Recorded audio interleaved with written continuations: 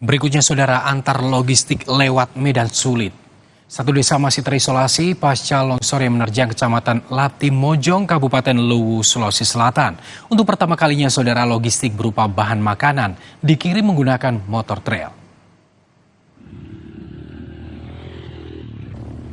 Jalan terjal tak menyurutkan niat polisi untuk menyalurkan bahan makanan, alat tidur, perlengkapan bayi, dan alat penerangan.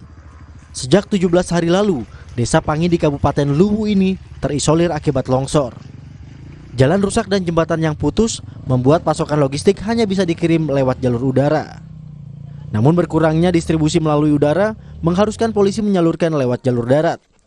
Desa Pangi hanya bisa dilewati melalui jalur utara, melewati Bua Ponrang dan Bupon, menggunakan kendaraan roda 2 jenis motor trail. Kemarin kita drop bahan makanan juga, sekaligus kita kirim alat berat karena masih terdampak longsor, sehingga mudah-mudahan hari ini bisa tembus untuk alat berat karena terkendala dengan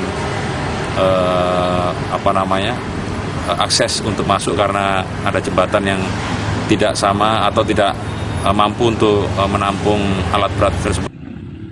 BPBD Kabupaten Luwu mencatat, Luwu menjadi kabupaten yang mengalami kerusakan terparah akibat banjir dan longsor di Sulawesi Selatan. Lebih dari 100.000 warga terdampak oleh bencana banjir dan longsor ini. Amran Amir, Kompas TV, Luwu, Sulawesi Selatan.